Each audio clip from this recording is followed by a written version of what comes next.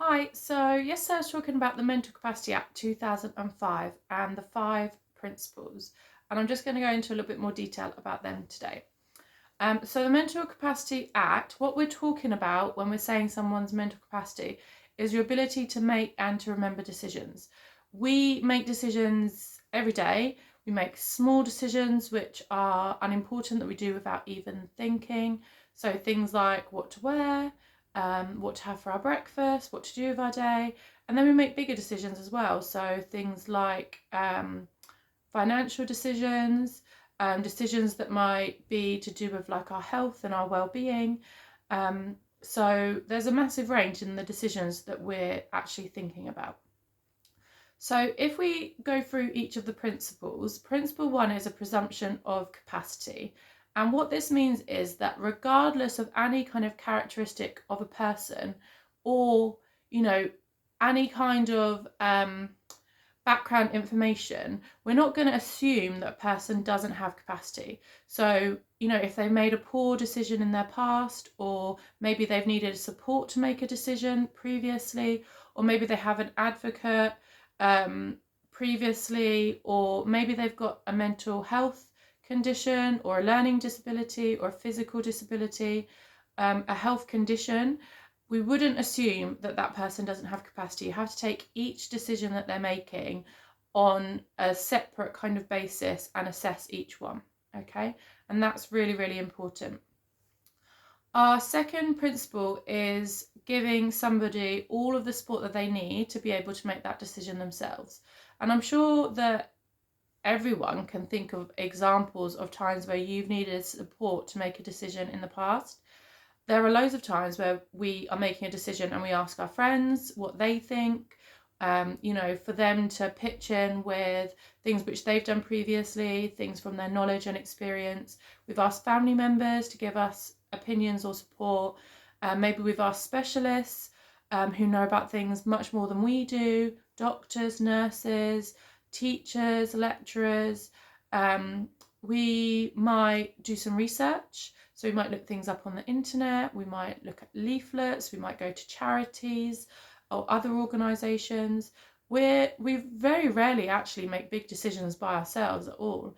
A lot of the time we actually need more time to be able to make a decision. There are some times where I'm sure you've been asked a question or asked to make a decision about something and you think, do you know what, I can't even handle thinking about this now. I need more time, or I just need to do it on a different day where I am able to focus on what I actually need to do. And that's completely normal and fine. And just because someone that you're working with doesn't want to make that decision immediately, or wants some help to make that decision, or wants to do a little bit of research or find out more, that's totally fine. That's just giving them the support that they need to be able to, take that decision themselves and have that independence, which they have a right to have. Principle 3 is about unwise decisions, and this is, one which I think is really, really important.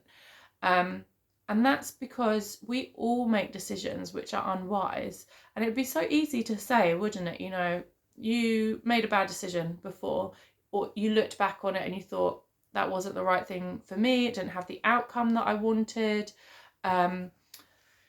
That maybe had a negative effect on you. We've all made decisions that we look back and we think, God, I wish I had done things differently. That is just a completely normal part of being a human being. And just because another person that has dementia, for example, might make a decision that maybe didn't have the outcome that they wanted, or maybe had a negative impact, that doesn't mean that they lack capacity for the future. Again, you would start from principle 1 and you would look at, that presumption of capacity every single time, regardless of any unwise decisions that had happened previously. You have to think about it like yourself. We don't always all make perfect decisions all the time. We wouldn't be human. Okay, so principle 4 is about best interests. So it's making sure that any decision that is made is in the best interest of that individual. Okay, so basically principle 4 is talking about if somebody does lack capacity and you need to help them to make a decision that you're doing it in the best interest of that individual. And obviously, to do what's in the best interest of that individual, you need to make sure that you've got as much information as possible about that person. And you also have to be the right person to make that decision. So there may need to be a formal best interest meeting where all of the people that are involved in that person's care work together to find out all the information that they need to make a decision in the best interest of that individual. Or, you might be a care worker going into somebody's home on a day-to-day basis, providing domiciliary care, and you're the only person that's actually there. So obviously, you're not going to be able to have a best interest meeting over what you're going to do for the day, or what they're going to wear, or what they're going to eat, or something like that. You're the person who is actually managing that part of their life right now. So it is your role and your responsibility to make that decision about what is in their best interest, taking into consideration all the information that you can. If, for example, it was about a service user's medical care, then it would be up to the doctor, the health professional, depending on what kind of medical care that was, to make that decision in the best interest of that individual. But they have to have been deemed as lacking capacity through a mental capacity assessment, first of all. And the last principle is principle 5, and that is the least restrictive option. So it means that you need to think about how you can support somebody, but making sure that it's impacting their lives in the least restrictive way. So is there anything that you can put in place so that somebody is able to carry on being as independent as possible? There's an example that you can watch on YouTube. There's some really good clips on mental capacity. And one of them is talking about a woman who, I think they're from the Social Care Institute of Education, SCIE. And one of them is a woman, and, she loves making herself a cup of tea in the morning. It's really important to her. It starts her day off right. She always did it with her husband. And she is living in a care home, and there's a health and safety concern over her going into the kitchen, using electricity and water. She's not very mobile, and they don't want her to do it. But actually taking that away from her, because of her mobility issues, that's actually not in her best interest. So what would be the least restrictive option?